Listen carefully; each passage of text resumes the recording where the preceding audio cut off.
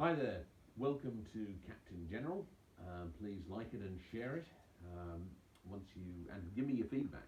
I'll be keen to hear from you. So, Bernie Madoff has passed away, um, and he, of course, is known principally for running a Ponzi scheme. And over many decades, it would appear, um, I don't know if they got to the bottom of it, of the exact timing of when it started, but started it did, and he went to jail for it. And I think they managed to get most, if not all, of the money back. They've got some very clever administrators there who've done exceedingly well there. That's actually the story that hasn't been told about Bernie Madoff and the aftermath of that 2008 2009 disaster. The fact that his administrators, the group put in to clean up his mess, have actually done a spectacular job. Um, but as you know, good news doesn't sell well. But I'm happy to mention it, and you should look into it. But there's a whole lot of stuff on Twitter about him. Some of it's pretty sort of egregious, considering he just died. Um, but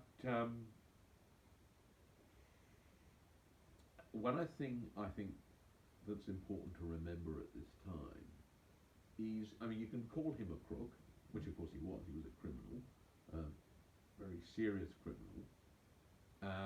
You could call him a master criminal in some ways because he was very deft at how he did it. However, I think there's a problem with that, a real problem, and that is it disguises the true nature of Bernie Madoff. Um, the fact of the matter is, and I believe this about many financial crooks, they are highly risk averse, and they're not able to control that risk aversion to the point where they basically decide that they can't make money lawfully, and they decide to engage in financial crime to make money.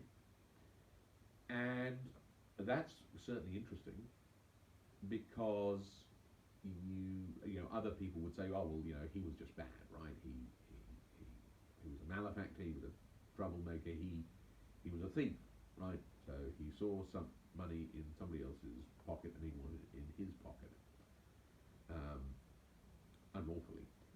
Now, the fact of the matter is, that's a very simplistic way to go. Um, it's not really a very good explanation, and I don't think it fits the scenario very well.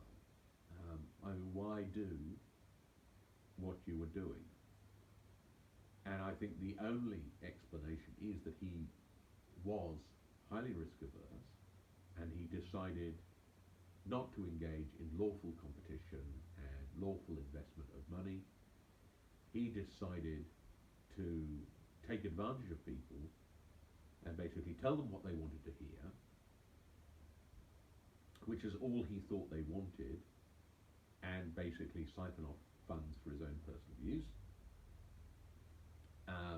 and not invest them. And he decided to do that because, you know, going the lawful route was all too much hard work, and because he didn't believe that he could make that sort of um, money from lawful behaviour. Now that's just not true.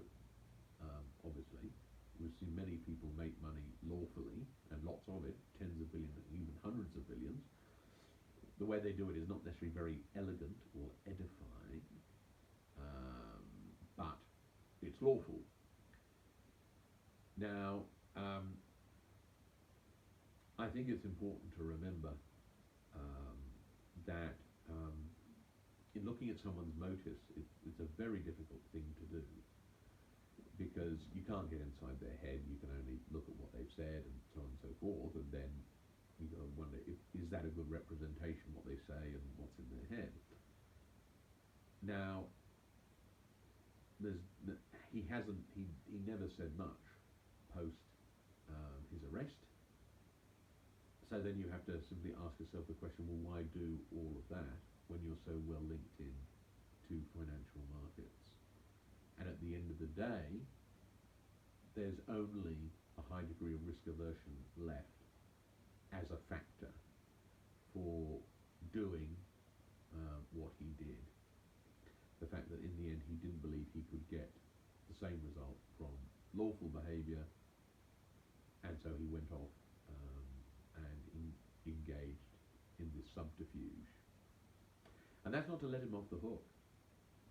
It's a crime. He was a very serious criminal and he shouldn't have done it. But I don't think we can pretend that it was a form of madness or it was something else. I think we have to call it what it was, which is simple risk aversion that he was not prepared to stop. Anyway, let me know what you think. Thanks.